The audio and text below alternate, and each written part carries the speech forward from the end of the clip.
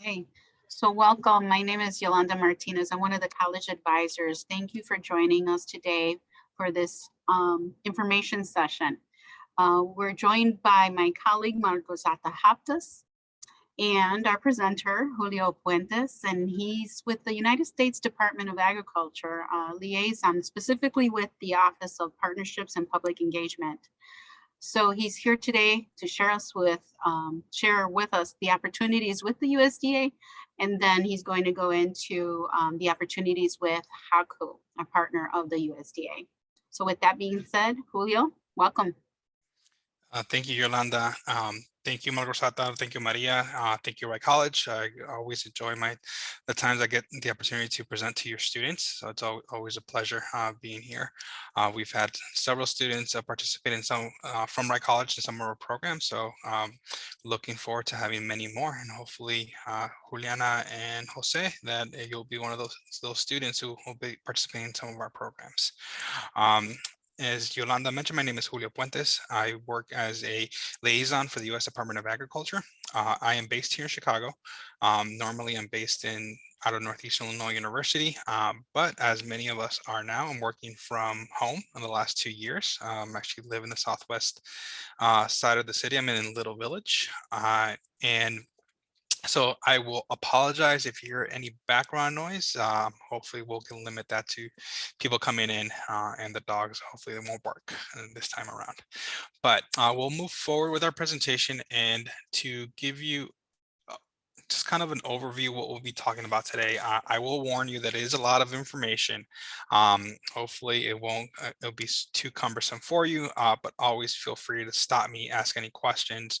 I think we'll have plenty of time for questions, and this can be somewhat informal since we have a few folks here. I think we'll have the time to answer any questions. So feel free to unmute or just type your information in the chat, and I can address those questions as they come up. Our presentation today will be focused on a little bit about the U.S. Department of Agriculture, careers available within the department, the pathways, student opportunities, which are federal internships that are used across the board with all federal agencies, not only USDA, but all across the board on the federal or executive side of our government branch. We'll also talk about third-party internships such as the HACU National Internship Program, and in the end, we'll just wrap it up with a couple of reminders, and also, again, leave more time for questions. So briefly, a little bit about myself. My name's Julio. I've been working for the department now for 14 years, born and raised in Chicago. I went to DePaul University for my undergrad and master's degree. After graduation, I decided to go to Washington, D.C. for a few years and try to get my foot in the door, and somehow I ended up at USDA. If you were to ask me when I graduated college or while I was in college if I wanted to work in agriculture, I would have probably told you no, not in the slightest. My only exposure to agriculture was growing up on my grandparents' farm, spending time out there in Mexico, but instead living in the city, we didn't see any farmers around here. But 14 years in, I can truly say that the world of agriculture is just more than farming. There's a wide breadth of diversity of careers that are available, not only with the careers, but within the folks that represent USDA. So with that said, who are we? So U.S. Department of Agriculture, we were founded by President Abraham Lincoln in 1862, and we're founded as a people's department. What we do is that we provide leadership on food, agriculture, natural resources, rural development, nutrition, and other related issues based on public policy and the best available science and effective management. We are made up of 29 different agencies and office, nearly 100,000 employees that serve the American people at over 4,500 locations across the country and abroad. So we do work internationally as well. Furthermore, USDA is broken down between multiple mission areas. So we have the farm production and conservation, food, nutrition and consumer services, food safety, marketing and regulatory programs, natural resources and the environment. research, education and economics, rural development, and trade and foreign agricultural affairs. With these mission areas, we are broken down even further between 17 different agencies that fall under the umbrella of these mission areas. Um, some of these, I think I thought I had a slide, but I don't. But some of these mission areas or agencies you have maybe heard of before, um, such as the Food and Nutrition Service. If while you were in elementary school and high school, if you received free or reduced lunch, breakfast, so the school lunch program, those are all programs administered by the Food and Nutrition Service. If you know of someone who are beneficiaries of SNAP, or as we know it here in Illinois, LINK, the WIC program, the Women and Infant Child program, those are programs that are administered through USDA, through the state, but funds and the programs and resources come from USDA. If you've heard of like Smokey the Bear, if you visited like a national park before, a forest preserve, those are parkland that's managed by the U.S. Forest Service, which are under the umbrella of USDA. Other agencies such as the Foreign Agricultural Service, who are responsible for promoting U.S. agricultural trade abroad and also helping countries develop their own agricultural industry. That's also an agency that falls under the umbrella of USDA. If you go to the grocery store, if you ever see the label on your poultry products or meat products saying USDA inspected, right? USDA certified. We have food inspectors that are going out to grocery stores, making sure that that the food products such as meat and poultry and all that are kept in safe, clean conditions, so make sure that it goes to the consumer, and we avoid issues such as bacteria, or foodborne illnesses that may happen. So anytime you see a recall on food, that's something that's coming out from USDA. So joining Team USDA, Jose and Juliana, I will put you on the spot. Have either of you ever considered a career in agriculture? You can just say yes or no and mute yourself, or just type it in the box. Um, quite frankly, no, but I mean, it is a great interest. Okay. Juliana? I kind of considered it a little, but I didn't really look much into it. Okay. Well, I'm glad that both of you have kind of somewhat considered it. At least it's not too foreign for you. But we'll kind of expand a little bit your perception of what maybe a career in agriculture can look like. So what does a career in ag look like? So these pictures kind of capture different careers that are available within USDA. We have our research scientists that are in laboratories conducting the latest research on agriculture, on farming practices, on things that can help farmers and ranchers better implement their own farming practices, or things that can help make our food more nutritious, things that can fight again invasive species that might be harming our agricultural commodities. Let's say we have folks that are inspectors at the border, for example. Like, so if you're traveling abroad and come back and never have to go through like a USDA, what we call APHIS inspection, Animal Plant Health Inspection Service, they are monitoring things that are coming in terms of like agricultural products. So if you ever had to like, if they ask you, are you carrying your fruits or vegetables, and they make you throw out like your apples that you might be carrying from your visit into from the town, those are for protection of the economy and the in the environment within US, because they could be carrying different types of invasive species that could be harmful to the agricultural crops here that we produce. Or people try to smuggle things that are prohibited all the time. Like I've heard of a story and folks from Mexico bringing back like chorizo that's very prohibitive here in the US because of the way that the chorizo is produced out there. It could be again carrying harmful bacteria. We have civil engineers that are working in the Forest Service, making sure that they're developing adequate, I guess, infrastructure for parkland in the Forest Service, or moving different waterways. We have law enforcement as well within USDA. We have people that are just working on policy, like the food lunch program. We have folks that are just helping with natural disasters and assistance. So we have a wide variety of careers within USDA under the umbrella of agriculture. But we also have your kind of your mainstream careers that you may not have thought of. Like we need accountants. We need people who have IT background. We need folks who are in human resources. We need economics. We need statisticians. We need English majors. We need people in communications.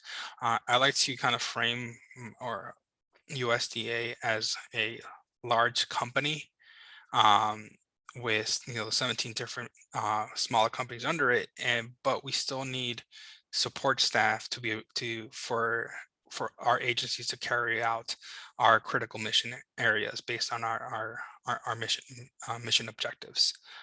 So you have a traditional career as a person in finance within USDA or the umbrella of government. So I'll stop there for a moment.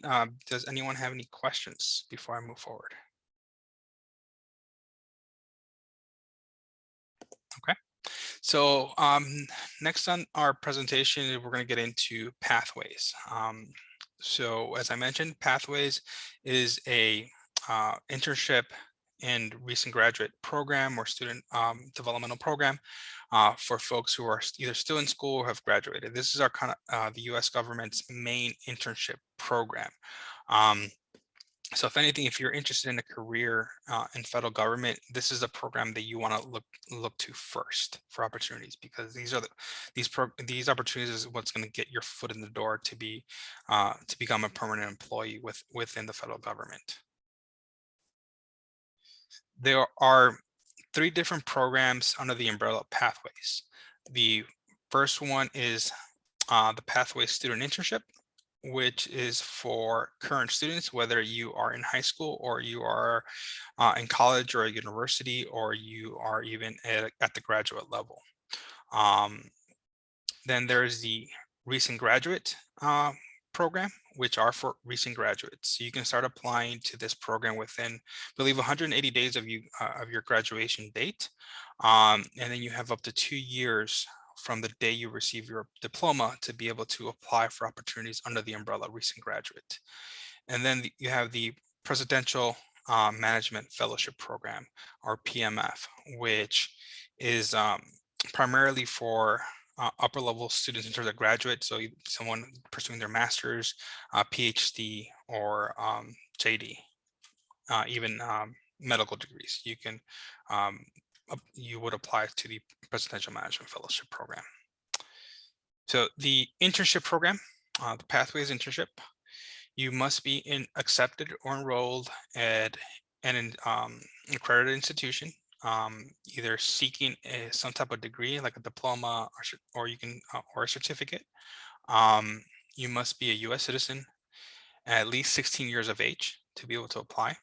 You can be hired temporarily for up to 1 year for an indefinite period of time, pending completion of your certain educational requirements. So pending you graduating from high school, or pending you receiving your associates or your bachelor's. You can be full-time, you can be part-time.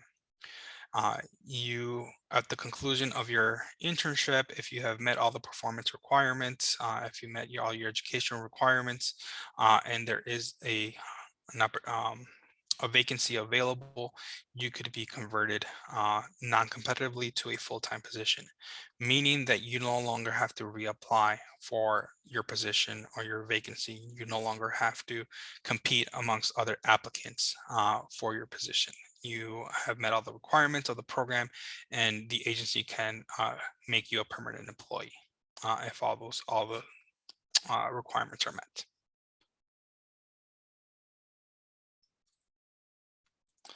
The recent graduate program, similar to the internship program, it's a one-year developmental program for recent graduates. You must have you must be within 2 years of you receiving your associate's bachelor's, master's, or professional doctorate or certificate. You again must meet all the requirements of the performance requirements of the job itself, the education requirements, and then you are eligible for non-competitive conversion at the conclusion of the program after 1 year. You must complete at least, I believe it's 360 hours of your internship hours before you can qualify for a non-competitive conversion.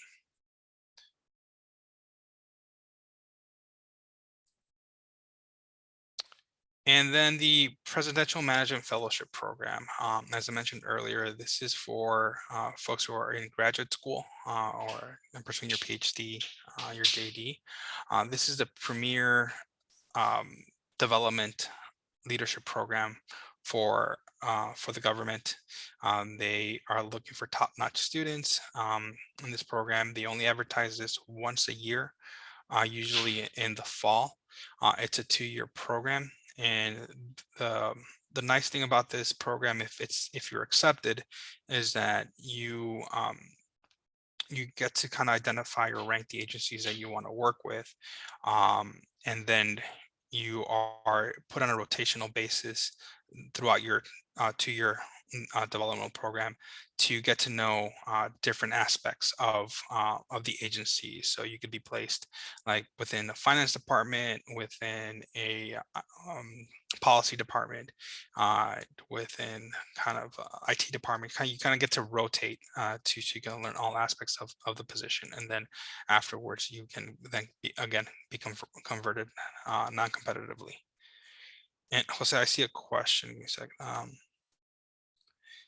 It says seeking a degree. What if students is generally undecided but has interest in careers? Can you still apply? So for these, you would have to be pursuing at least a certificate. You cannot be like a student at large, just taking classes. You would have to be working towards, at the minimum, a certificate. Okay, thank you so much. Yeah, you're welcome. So here, at this point in the presentation, I kind of like to provide an overview of how you actually search for these positions, because trying to find these opportunities can be daunting. If either of you have ever tried to navigate or visit usajobs.gov, again, it can be cumbersome, and it could be a little bit frightening to try to navigate we call it as a monster of a website. So we'll go to usajobs.gov now to kind of give you a brief overview and show you some pointers of how to look for these opportunities. While I pull up the web page, have either of you ever visited usajobs.gov before or started an application? No. No, I've never heard of it. Okay.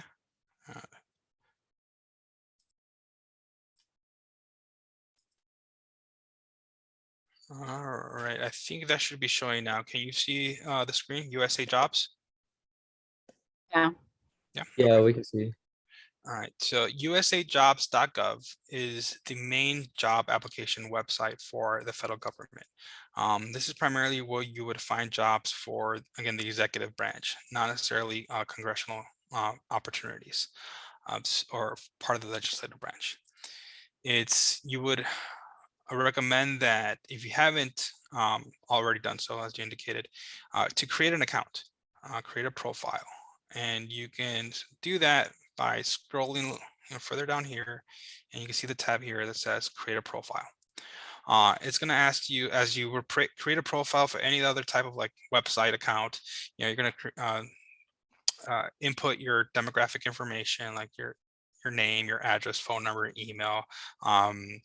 You're gonna list your educational background, and then you have the ability to upload up to 5 different resumes. You can use a tool that's available there, the resume builder, and it'll I would recommend that you try using that tool, maybe copy and paste if you already have a resume, because it'll put it in a federal resume format, which could be a little bit different than your standard one-page resume that you might have.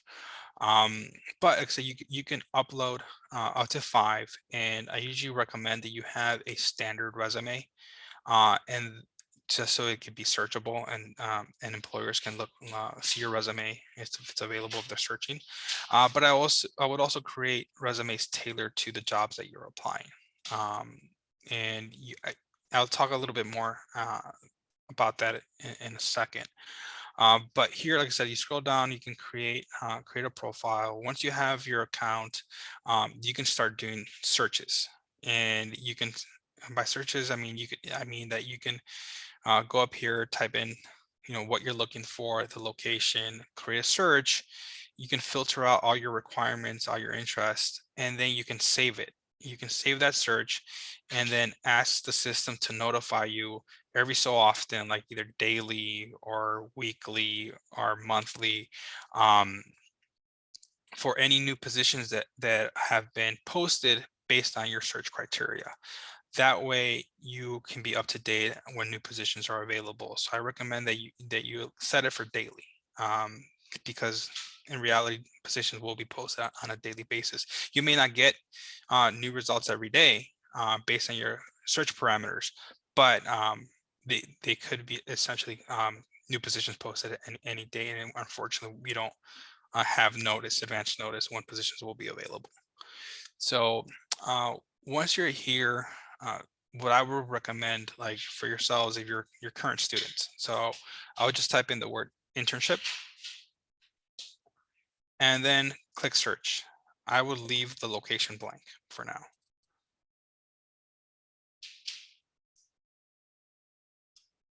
And this is a first for me. Actually, we got just one result, so I never had that happen before. Or maybe it is because I misspelled it. Sorry. Internship. I'm still misspelling.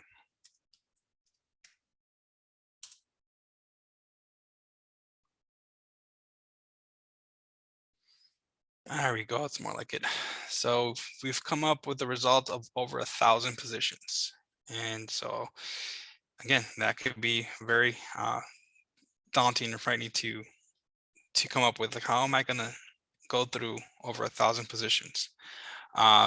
So what I would recommend is, once you get here, is that you start filtering based on what your qualifications are, what your interests are. So I would go here, that on your right hand side, you see top filters.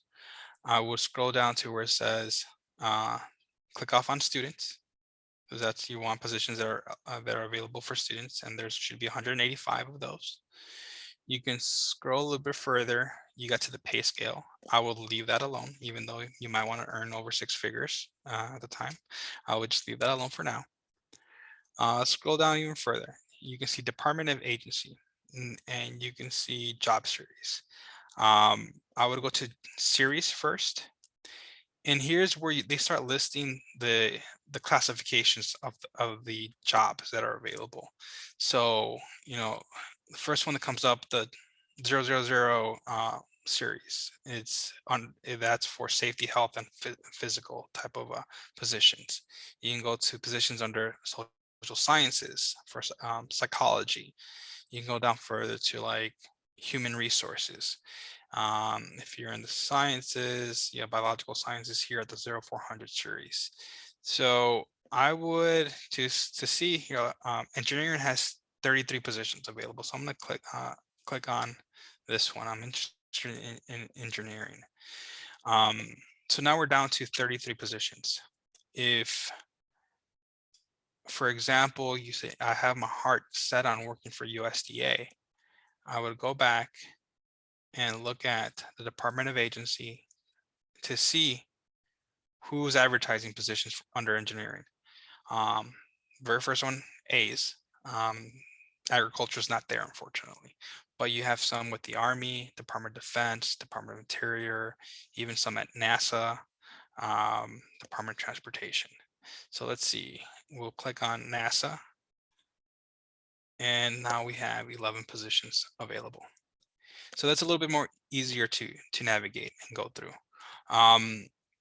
What I would do here, and so I'll go back to saying, go back and reference that I didn't put a location on here. The reason why I didn't put a location is exactly because of this result right here that says multiple locations. Sometimes a single job vacancy will have one announcement for multiple locations. And if you just put Chicago or Illinois, you may not get any results. And some of these positions could be remote as well, or virtual. So I would leave it by itself and then go to the vacancy itself to get more information. So the very first one, it says it's a student trainee.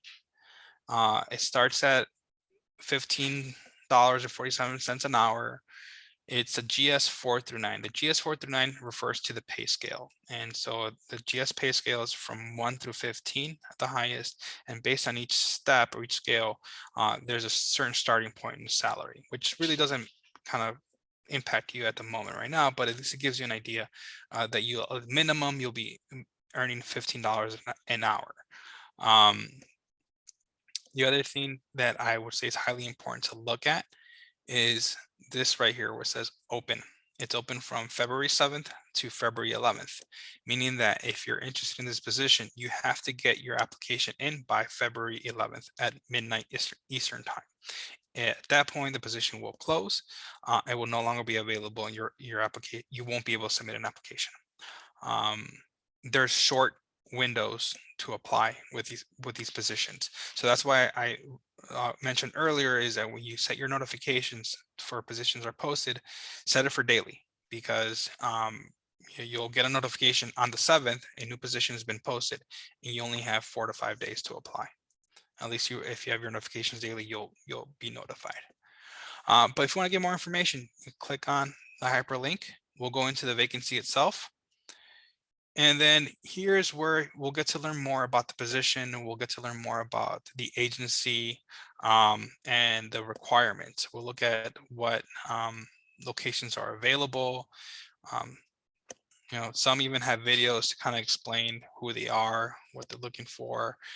Here on the right-hand side, you'll see that locations, there are a few available in California, in Florida, in Maryland, 2 more. There's in Virginia, another one in Virginia. Telework, meaning that you could probably work from home occasionally. Occasional travel, you may have to travel for the position every now and then.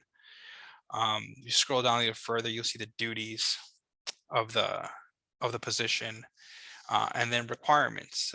These are just general requirements for you to be eligible for the position. It talks about being a U.S. citizen or national. If you're male, you have to be registered for selective service. A certain GPA, there's a minimum of at least 2.9, and then certain other requirements. You go down to qualifications. It's at the minimum pay scale, they're asking for at least 30 semester hours towards an undergraduate education. And so the more credit hours you have, the higher pay scale you can qualify for this position. And so it talks about education, what do you need to submit, such as your college transcripts, any letters of acceptance or enrollment from your institutions.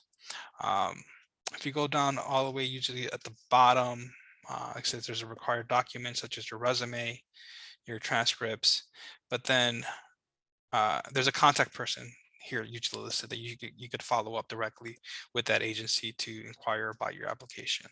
So once you decided that you want to apply for this position, usually here you'll see a tab on the right hand side that says apply, and when you click apply, it'll take you to the agency's website internally, so you can fill out the internal application.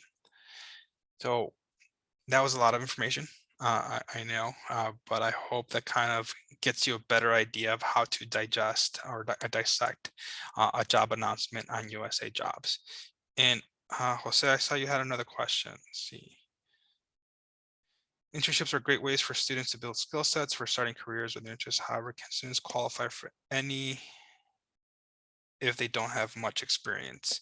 Yes, you definitely can qualify for positions with limited experience. And I would caution you to kind of evaluate what limited experience is under your perception and consideration, because I think there's different ways you can document your experience, even though you may not have job related experience. You can maybe highlight other experience you may have, such as your part-time jobs. Even if you are say a cashier at a grocery store, I would list your experience as a cashier at a grocery store and talk about your customer service skills, your inventory skills, your financial management, cash counting skills, situations, what is it called, problem solving skills, dealing with customers and such. There's different ways you can document it. Also, if you're involved in, if you're a volunteer, if you're involved in student organizations, you have leadership roles within student organizations, all those things, that your activities that you're doing outside of school can count as experience that can translate to an internship or a job announcement for a career.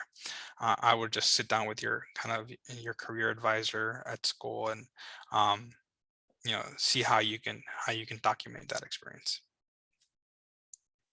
Does that help answer your question, Jose? Yes, it does. Thank you so much. You're welcome. Yeah. So so going back, I know there was a lot of information. I will quickly highlight that, similar to what I mentioned about how to search for an internship, you can do that for recent graduates. So I would type in recent graduate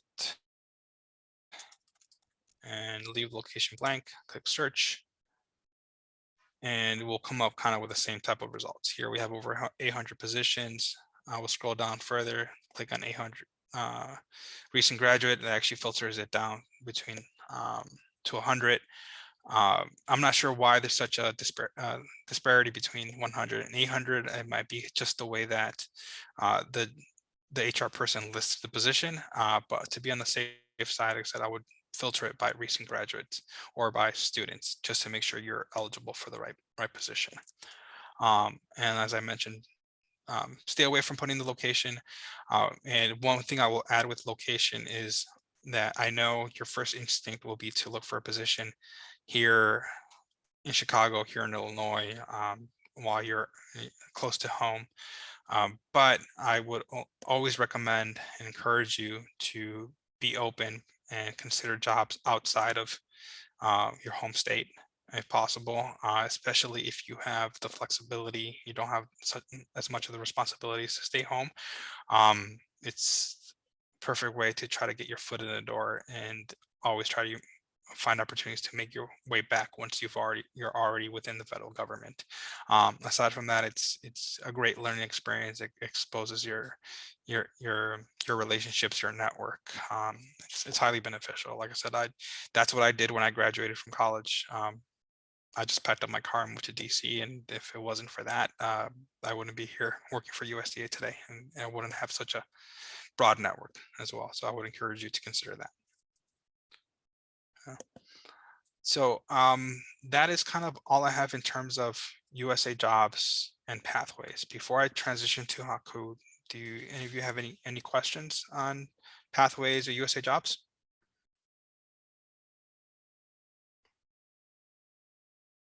No? Okay. So I'll switch back to the presentation. If you give me a moment.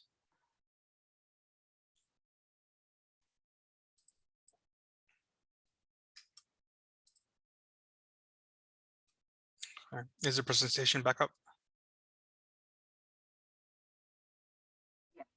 Yep. Okay. Thank you. All right. So now I'll talk about HACU, or the Hispanic Association of College and Universities National Internship Program, otherwise known as HNIP. So USDA has partnered with HACU for over now, but probably over 25 years. We've definitely have sponsored more than 3,000 college students and paid summer, spring, and fall internships across the nation through this program. HACU itself is what we call at USDA a third-party internship provider. The organization itself is a nonprofit. It's an organization that represents or advocates for what we call Hispanic serving institutions. Um, so they do a lot of work with advocacy, with policy, with educational development. So they have a variety of programs geared towards assisting and promoting Hispanic serving institutions such as Wilbur Wright College, where in order to be an HSI, it's a federal definition that the minimum you have to have at least 25% of your undergraduate enrollment is considered Hispanic. But for any of these opportunities, you do not need to be Hispanic to apply. You just need to be enrolled at an accredited institution. So the internship itself is designed to expose undergraduate and graduate students to the federal sector, gain valuable professional experience that complements their education. Students are recruited based on academic performance, leadership, and community service. So students interning at the department introduces them to USDA and our many opportunities. The program has been an excellent opportunity for us to attract qualified candidates for future employment that addresses our agency's workforce planning needs, aligning with education, training, and any future requirements. So I can attest and tell you that we are probably their largest partner in sponsoring HACU interns.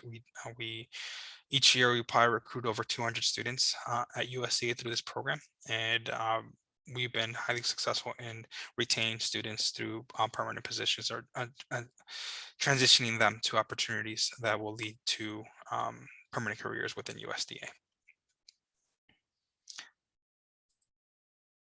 Benefits of a HACU internship. It's a paid internship. That's probably one of the main benefits that that students are looking for. They're paid on a biweekly basis. They're based on a 40-hour work week. You are paid according to your class level. So if you're an undergraduate, you have a base salary. If you're a graduate student, you have a higher salary. I will say during non-pandemic times, and kind of I'm not sure when we'll be in the place to kind of go back to normal operations. HACU provides travel to your internship site. So if you are going to be interning in Washington, D.C., HACU will provide you with a round-trip airfare ticket to go to D.C. to intern there and then fly back home at the conclusion of your internship. If you're going to be interning, say, in California, same thing, they'll pay for you to fly from Chicago to D.C. for orientation and then fly you to California for your internship. And at the conclusion of your internship, you have a paid airline ticket to come back home. They help you find housing. They don't pay for housing, but they help you identify housing during your internship. In DC, they usually lease out apartments where they place interns there in a shared accommodation. So anywhere from 4 to 6 interns in an apartment where they provided with basic furnishings and internet access and cable. You have kind of your basic necessities met. If you're in a non-DC location, they work with your supervisor to identify suitable accommodations somewhere that's within an hour commuting distance in public transportation to your job site. Make sure it's in a safe location, somewhere where the supervisor would be comfortable you staying throughout the semester of your internship. So like I said, it's not paid for by HACU, but they pay for it on your behalf, meaning that they'll handle the lease, they'll handle setting up the utilities, they'll make sure that it's furnished. Everything's under contract with HACU, and then they deduct the cost of the housing from your paycheck on a biweekly basis. They try to keep the housing costs limited at a certain budget, just so you are not limited in your income throughout, or your salary throughout the internship. We always tell students, don't expect to make money, to make a profit from your internship. You'll have enough to sustain yourself throughout the internship. but it's not, you're not there for to make the salary. It's for the experience. But HACU will try to make sure that you are be able to sustain yourself throughout your internship. And also just depends on the type of life you're going to live during the internship. If you're going to be going out a lot with other interns, you may have to just monitor your spending habits during that time. Academic credit, there's a possibility of earning academic credit for your internship experience. This really depends on your institution itself, working with your college advisor to see if you can translate the experience to some type of academic credit to fulfill your course requirements. You might have an internship requirement that this can fulfill before you graduate, but you would have to work with your institution to get this approved. And then, of course, professional development, gaining hands-on experience in an area that you're studying, your academic major, learning to see how what you're learning in school is applied in a actual work setting. Eligibility. So in order to qualify for HACU, you have to have completed at least your freshman year of college before the internship begins. And so meaning that if you are a second semester freshman at this point, at the conclusion of your of this semester, your spring semester, you'll be able to meet the requirements to move on to sophomore level standing at your institution. You're eligible to apply for this upcoming summer session starting in June. Minimum of a 3.0 GPA on a 4.0 scale. I recommend, even if you're not at 3.0, you're somewhere between a 2.5 and 3.0, I still encourage you to apply, because I've seen students get selected with GPAs below a 3.0. Enrollment in a degree seeking program. So this one differs a little bit from pathways. You have to be pursuing a minimum a bachelor's, or I'm sorry, a minimum of an associate's. It cannot be just a certificate. You cannot be a student at large. It has to be some form of degree, minimum an associate's degree, bachelor's, master's, or JD, PhD from an accredited higher education institution. And then lastly, you have to be authorized or eligible to work in the United States by law. So they don't specify that you have to be a US citizen or permanent resident national. You have to be legally authorized to work in the country. So meaning that you will have to provide some form of documentation that you're authorized to work in the country. If you're here on a foreign visa, that your visa allows you to work.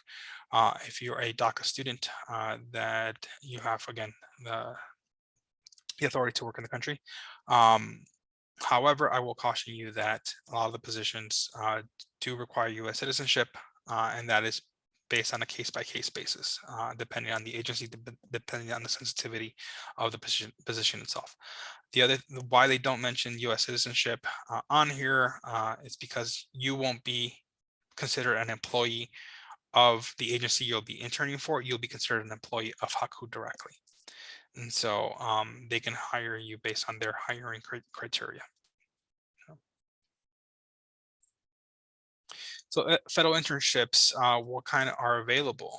What kind of students do they recruit for? So they recruit from all different types of majors. They recruit folks from business majors, communications, computer science, international political science, arts and humanities, natural sciences, engineering. Really, I always say they run the gamut from accounting to zoology. You can apply no matter what your major is. There's a variety of different internship opportunities available with the multiple agencies that are sponsoring, being offered. Federal checklist. So what's required of your application? So as I mentioned, within USA Jobs, you'll go to the HACU website. You'll open an account. You will create a profile. You'll provide your basic demographics, your emergency contact, document your educational background, what institution you go to, what's your major. You'll get to create a resume and then document your work history. You'll have to complete an essay. Usually it's 4 essay questions that you'll have to complete. And then you'll have to provide additional documentation, such as your transcripts, a certification of enrollment that you get from your registrar's office, certifying that you're enrolled at that school, what your class level is, and what your expected graduation date is. And then you'll need a reference letter from someone who is like your college advisor, or someone from your institution, basically. So program deadlines. Right now, the spring session is currently underway, so you can no longer apply for that. Right now, they're recruiting for the upcoming summer session, which will take place from June 6th through August 12th. They have a second start date of June 20th through August 26th for students who come from a trimester or quarter calendar system. The application is available now. The deadline for the application is coming up on February 25th. And we've already missed the early deadline. The early deadline was October 25th of 2021. Those are for positions that are for high sensitive positions, such as that need additional security clearance, such as internships with the CIA. The summer session is only 10 weeks long. The fall session application will is open now, open on January 7th, and this one will go from September 6th through December 16th. The deadline to apply is June 3rd. It will go for 15 weeks. I will encourage you to apply for both sessions. I will caution you that the summer session is the most competitive session.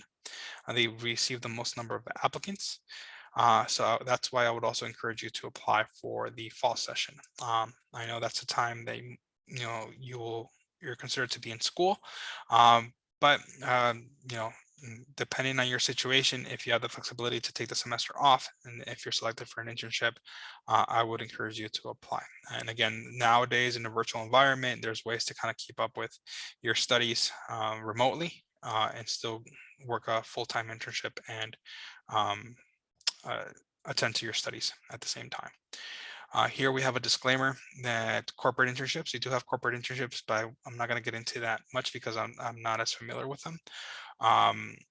But they're only available during the summer, and you would go to the same website to apply. Currently, since we're still within the pandemic, HACU housing is closed indefinitely, and a majority of internships are being held virtually. And so right now I have not seen a notification if they're transitioning to in-person internships just yet for the summer. That message will come directly from HACU.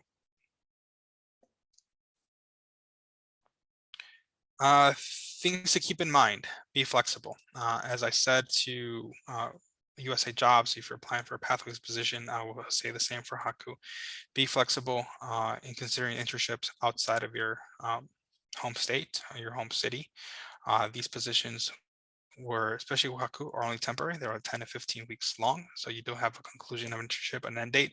Well, you get to go home at the conclusion of your internship. I understand you may have responsibilities at home that may not allow you to apply, but definitely be open to a variety of positions. Be open to the different types of positions that may be out there. Like I said, something you may not have considered before in terms of the actual jobs or responsibilities. You have the opportunity to kind of learn different areas of the federal government. One else thing I always like to tell you in terms of locations. So the first question I always get is, do you have anything available here in Chicago? I will tell you that I don't know at the moment, because the internships that are available change from semester to semester depending on the availability or the requests that come in from the agencies. Also, there might be limited. They may only be one. They may be five, and they may be specific in the type of student that they're looking for. They may be looking for someone who is in computer science, and your background's in accounting. So you may not be the type of student that they're looking for. So you're not going to be considered for those positions. So I just caution you that positions here in your home state will be limited. Positions in DC are more widely available, especially within USDA. When we are in normal times, we have a lot of our positions are in a variety of like Western states in remote areas. And so we've sent students to Alaska, to Montana, North Dakota, but we also have students in Texas, in Dallas. And so here in Chicago, we have students in Chicago as well. So I said it changed from semester to semester. Be patient with HACU. When it comes to HACU, notification of acceptance is on a rolling basis, meaning that they'll start notifying folks for the summer sometime around April, and they'll start notifying folks on a daily basis depending on when the agency makes their selection. So you can get selected as early as April and as late as a week before the internship starts, a day before the internship is scheduled to start, maybe 5 days after. As long as they have vacancies available, they're going to try to fill those positions. But HACU does a good job, at least, of notifying you when they feel that majority of their internships have been filled, and let you know that if you haven't received a notification by then, most likely you won't be getting a notification. So just to allow you to plan your summer if you have alternate plans. So definitely be patient. And then lastly, I'll advise you that the person you'll most likely interview with will be the hiring official, someone from the agency. It won't be from HACU. And now, usually it was a phone interview, but now most likely it'll be a Zoom interview. And so treat it as if was a in-person interview. And again, you'll be interviewing with the agency, not with HACU. We're almost done here. I know there's been a lot of information, but lastly, you said, why consider a job in the federal government or internship with the federal government? You're serving the public interest.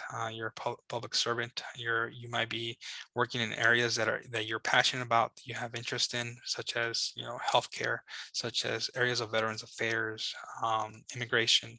We are the federal government. We're tasked implementing federal policy, and so again, you'll be serving the public based on the work that we do. It's highly rewarding. There's national and international opportunities. The pay is competitive. There's workplace flexibility, abilities to, again, telework, virtual environment work.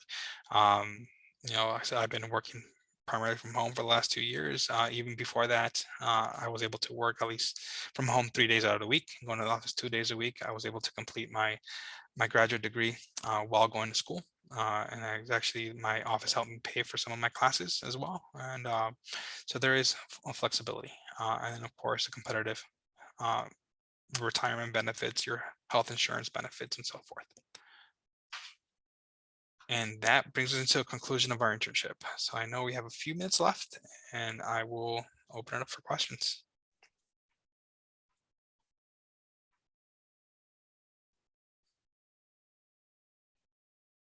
While you're thinking about your questions, I wanted to reference you back to the start of the chat. At the very beginning, I uploaded a file, a PDF file that says General FPAC Outreach Notice. What that is that one of our agencies within USDA is getting to announce, I believe they mentioned over 3,000 opportunities nationwide. These opportunities will vary on missionary, although the job classification will vary, the duties will vary. They'll be recruiting a lot of folks within who have environmental and natural resources backgrounds, but they're also will be looking for folks with engineering backgrounds, folks with who are geologists, archaeologists, folks also on the business side of things. So people with human resources, with accounting skills, and so forth. For students like yourselves who are in community college and pursuing at least a minimum of a 2-year degree, the positions that you'll be looking for are like technician positions. Again, if you meet kind of the job requirements, but the minimum will be technician positions, and they're going to be announcing these for under the umbrella of recent graduates. So again, you'll have anyone within a 2-year window receiving a degree will be eligible to apply for these positions. But the other kind of job category authority that they're using for this is a direct hiring authority. And what that means is that, they're trying to fill highly mission critical occupations that are hard to recruit for. So normally, if you apply for a job, you have to go through a competitive process.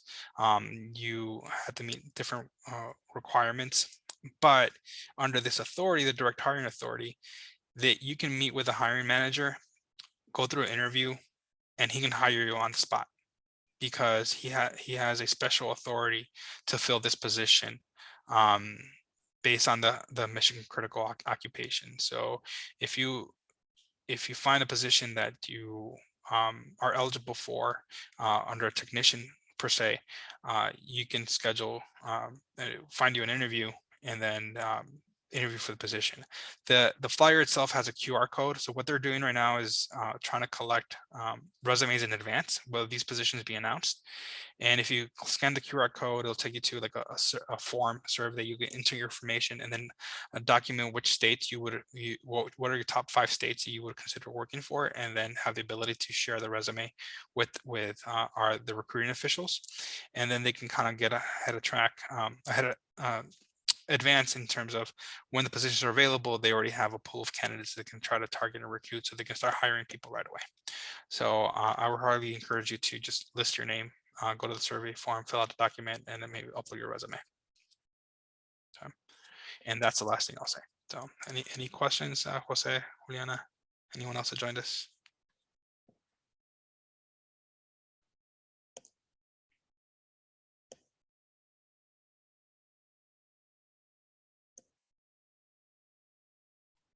Did it all, Julio. That's what it is. You did a great job. Thank you. My mouth is dry. It's hot a lot. But it was good, useful, and information. There was a couple of things I picked up this time. I was like, oh, I didn't know that. So thanks for the info, Julio. It helps us to help our students when they come in as well. So Julio, thank you so much for your time. Students, for attending today. If you have any questions, we're going to follow up with you through your advisor with an email, and keep an eye out for our survey that we're going to send out in a couple of days about our information session, and any ideas or suggestions you have for future sessions as well. So thank you, everyone, for attending today's session. Thank you so much. Have a good evening. Thank you guys very much. It was a pleasure to be here. Thank you. Have a good